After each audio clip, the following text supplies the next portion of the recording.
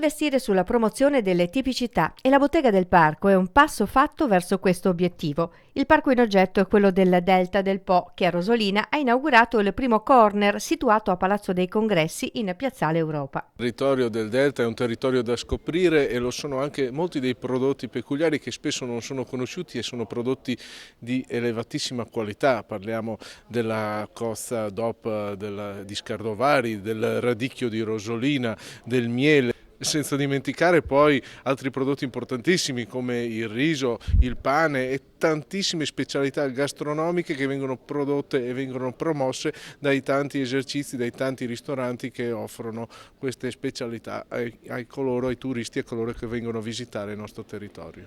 A presentare il progetto anche il commissario straordinario del parco, Mauro Viti, che illustra come questo sia un progetto aperto a tutti i parchi del Veneto. Uno degli elementi qualificanti dei parchi sono le produzioni tipiche locali. Questo vale per il Delta del Po, che ne ha parecchie. Se pensiamo sia al mondo della pesca che al mondo dell'agricoltura, qui produce delle eccellenze notevoli. È normale, secondo me, che un parco si metta alla testa della promozione di questi prodotti, perché di fatto sta promuovendo il proprio territorio. La speranza è che in questa bottega arrivino i prodotti anche degli altri parchi regionali, in maniera da averne una in ogni parco regionale con i prodotti dei 5 parchi, sarebbe il massimo. Intanto si parte dalla costa e da Rosolina, che quest'anno si fregia anche della bandiera blu. È un'iniziativa che dà così sollievo a tutta la realtà del Parco del Delta e proprio le due iniziative devono viaggiare a braccetto, proprio appaiate e parallele, perché fare sinergia con tutto il territorio, come sempre si dice, l'unione fa la forza, quindi noi ci crediamo in questa iniziativa che deve essere di tutto il territorio del Parco del Delta.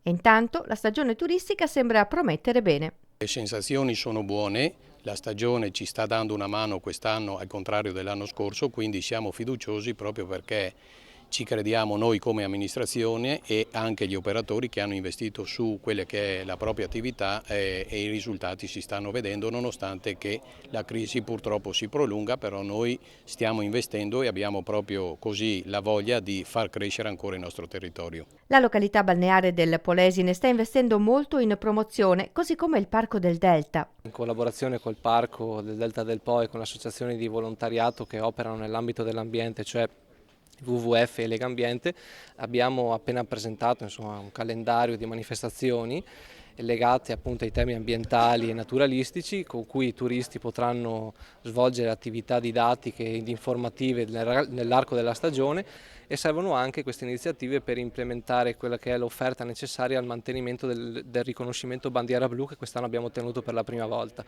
Inoltre, per quanto riguarda per esempio la promozione del territorio, abbiamo lanciato da poco una nuova applicazione che si chiama My Rosolina. Alla app si affianca anche una web radio dedicata alle attività del parco che si chiama Radio Parco del Delta del Po, ascoltabile sul web e realizzata e presentata dal gruppo editoriale Planet Media. Faremo di tutto per quello che sarà il nostro consorzio nel poter sviluppare attività di promozione per questa bottega, proprio perché comunque il secondo motivo per cui gli ospiti vengono dall'estero, vengono in Italia, è il cibo subito dopo la cultura, ecco. Per cui noi siamo molto favorevoli, anche perché potersi portare a casa un po' dei sapori, dei gusti del nostro territorio è portarsi a casa un pezzetto della località.